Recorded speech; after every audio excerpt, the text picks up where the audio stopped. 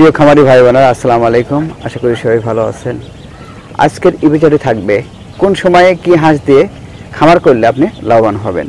আপনারা যখন খামারি হবেন এবং খামার করবেন, সেই সময় আপনাদেরকে সময় এবং সুযোগ বুঝে আপনাকে খামার করতে হবে এবং বাচ্চা উত্তোলন করতে হবে। কোন সময়ে কোন বাচ্চা উঠাতে হবে, কেমন লাভ হবে, বিস্তারিত আলোচনা করব আজকের এই ভিডিওতে। আর আজকের এই ভিডিও খামারিদের জন্য অনেক গুরুত্বপূর্ণ। আপনারা যখন জিরো বাচ্চাদের খামার করবেন, সেই সময় আপনাকে কিছু কিছু বিষয় আপনাকে লক্ষ্য রাখতে হবে।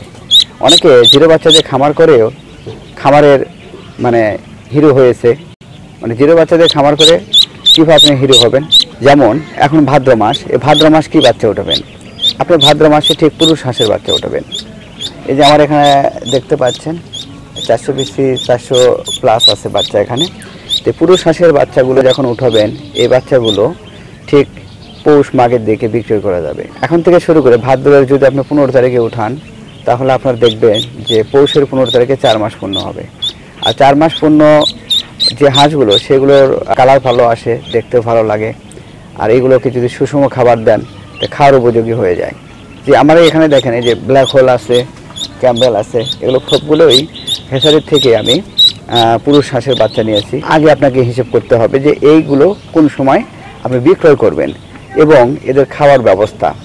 আপনি যখন নিজের খামারে আপনার 2 মাস রাখবেন, 2 মাসে যখন আবদ্ধ করে খাওয়াবেন, খাওয়ানোর পরে আপনি যেন মাটি দিতে পারেন, এরকম একটি সময়, যেমন ভাদ্র মাসের 1 থেকে শুরু করে 15 তারিখের মধ্যে যদি আপনি বাচ্চা উত্তোলন করেন, সেক্ষেত্রে আপনি 2 মাস থেকে 2.5 মাসের মধ্যেই আপনি এই নভেম্বরের 10 তারিখ 15 তারিখ থেকে অনেক জায়গায় নভেম্বরের শুরুর থেকেই ধান কাটা শুরু করে।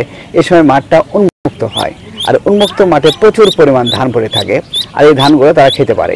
সকাল থেকে যদি আপনি এই আসর নামাজের পর্যন্ত, এক কথা যে আপনার 3টা, 3:30, 4টা পর্যন্ত যদি খাওয়াতে পারেন, পর্যাপ্ত খাবার সে খাবে সারাদিন। রাতের বেলা সামান্য পরিমাণ যদি একটু ফিড দেন এবং পানি দেন, সেক্ষেত্রে এদের যথেষ্ট হয়ে যাবে।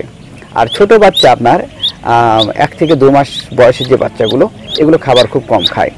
যখনই এগুলো দিনকে দিন বড় হয়ে যায়, গ্রোথ হয়, সেই সময় এই খাবার এবং পুষ্টির চাহিদাটা বেশি হয়। আর এই সময় যদি আপনি উন্মুক্ত খাবারটা না দেন, এই আবদ্ধ করে খাওয়ায় আপনি লাভ করতে পারবেন না। এই জন্য ছোটো বাচ্চা আবদ্ধ করে রাখবেন, কিন্তু বড় হাঁসগুলো যখন আপনি আবদ্ধ করে রেখে যদি আপনি বিক্রয় করতে চান, সেই সময় আপনার লাভ কম হবে। খামারিকে অবশ্যই বুঝতে হবে যেন 1 থেকে 1.5 মাস বা 2 মাসের মধ্যেও খাওয়ানোর পরও যেন মাঠে ছাড়ানো যায়, এরকম একটা সিচুয়েশন বা পরিস্থিতি বুঝে আপনাকে বাচ্চা উঠাতে হবে। যখন আপনি এই উন্মুক্ত খাবার আপনি 2 মাস 2.5 মাস খাওয়াবেন, সেক্ষেত্রে দেখবেন যে আপনার এই খামারের যে খাবার যে খরচটা, হাঁসের খাওয়া খরচটা যখন কম হবে, সেই সময় আপনার অবশ্যই লাভ বেশি হবে। আর কোন সময় পুরুষ হাঁসের চাহিদা বেশি থাকে, মহিলা হাঁসের চাহিদা বেশি থাকে, এটা আপনাকে বুঝতে হবে। ঠিক শীতকালীন সময় পুরুষ হাঁসের চাহিদাটা বেশি থাকে। এই সময় আপনারা যারা আমার এই খামার ভিত্তিক ভিডিও যারা আপনারা দেখেন, অবশ্যই দয়া করে আমার চ্যানেলটিকে সাবস্ক্রাইব করবেন, সেই সাথে লাইক, শেয়ার, কমেন্টস করে অবশ্যই আপনাদের মূল্যবান মতামত জানাবেন। ভালো থাকবেন, সুস্থ থাকবেন। আবারও দেখা হবে নতুন একটি এপিসোডে।